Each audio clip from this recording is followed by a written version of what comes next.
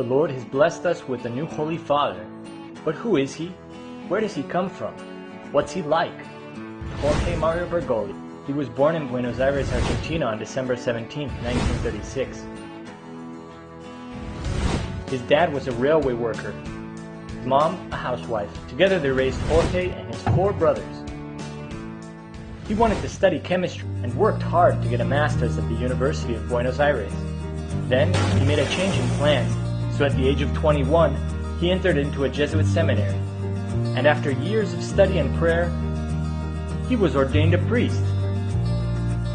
As a priest, he welcomed a life full of happiness, and he has been able to help others in so many ways. In addition to administering the sacraments, he has been a teacher, a guide for young Jesuits, and yes, till this day, a great lover of soccer.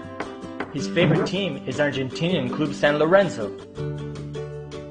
After a few years, his community asked him to serve his brothers as provincial superiors, then as rector of the seminary. And if you think that's a lot, then God called him to become a bishop. And while his responsibilities grew and grew, he knew that the best way to serve was to be humble, to stay close to the Lord in prayer, and to be faithful to the church.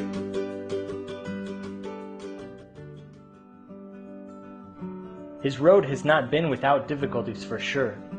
Many times he has had to endure insults and misunderstandings. Still, true love always requires sacrifice. Did I mention that he does all this with just one functioning lung? After needing to have part of one of his lungs removed as a teenager, he knew that the Holy Spirit would have to do the extra breathing for him.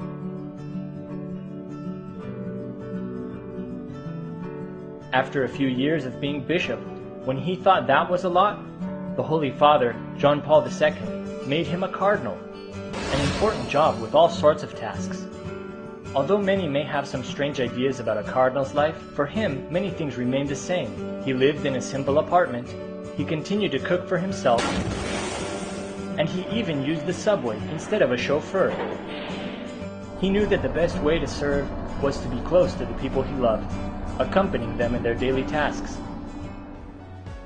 And finally, if you think that's a lot, just a short time ago, Christ asked of Jorge one more big step of faith, that he become his vicar on earth, that he give his life in service to the universal church as the Holy Father.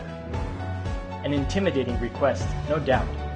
But as we have seen, Jorge had trusted in the Lord his whole life. Through the hard times and the good times, he had always striven to say yes to the Lord, and he wasn't going to stop now.